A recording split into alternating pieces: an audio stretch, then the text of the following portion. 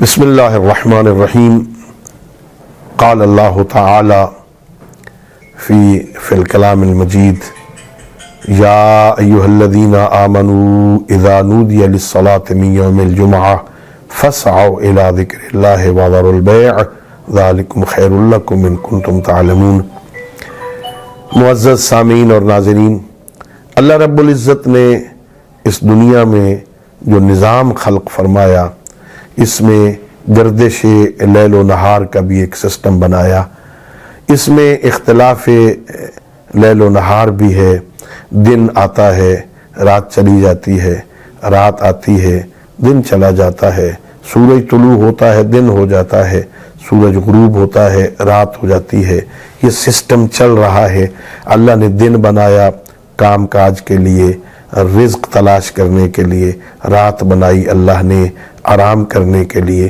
اللہ رب العزت نے 7 دنوں پر یہ نظام بنایا، ایک ہفتہ بنایا۔ ان دنوں میں سب سے مبارک دن جمعے کا قرار دیا۔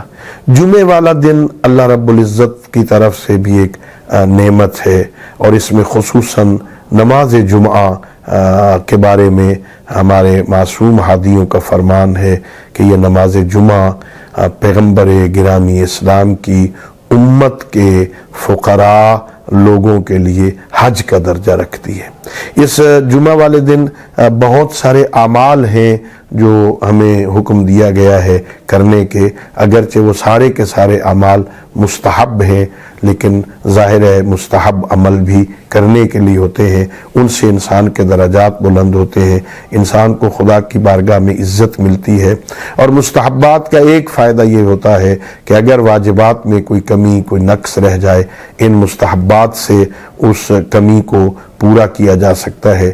مفاتیح الجنان میں جناب شیخ محدث عباس قمی رحمۃ اللہ علیہ نے بہت سارے اعمال ذکر کیے ہیں روز جمعہ میں۔ سب سے پہلا عمل وہ ذکر کرتے ہیں کہ روز جمعہ میں صبح کی نماز کی 2 رکعتوں میں پہلی رکعت میں سورہ جمعہ کی تلاوت کی جائے اور دوسری رکعت میں سورہ توحید کی تلاوت کی جائے۔ اس کے ساتھ فرماتے ہیں اگر کوئی بندہ جمعہ والے دن صبح نماز سے فارغ ہو کر وہیں مصلی پر بیٹھا تعقیبات میں مصروف رہے یہاں تک کہ سورج طلوع ہو جائے، سورج کے طلوع ہونے تک وہیں بیٹھا ذکر خدا میں مصروف رہے، تو اللہ رب العزت فردوس بری میں اسے کے 70 درجات کو بلند کر دیتا ہے، اسے بہت بلند مقام عطا فرماتا ہے۔ اسی طرح روایتیں ہیں کہ اس دن بہت ساری مختلف صورتیں ہیں، ان کی تلاوت کرنی چاہیے۔ سورہ توحید کی تلاوت کی جائے، سورہ ہود کی تلاوت، سورہ کہف کی تلاوت، سورہ احقاف کی تلاوت کی جائے۔ اسی طرح فرماتے ہیں کہ درود شریف کثرت سے اس کی تلاوت کی جائے۔ سنت مؤکدہ ہے روز جمعہ کو غسل کیا جائے۔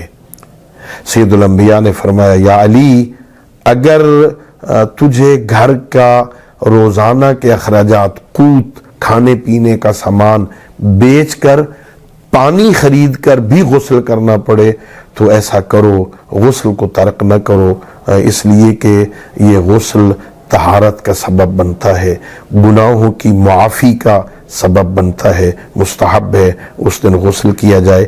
اسی طرح روایتوں میں ہے کہ اس جمعے والے دن ہمیں صدقہ دینا چاہیے، صدقہ دینا مستحب ہے۔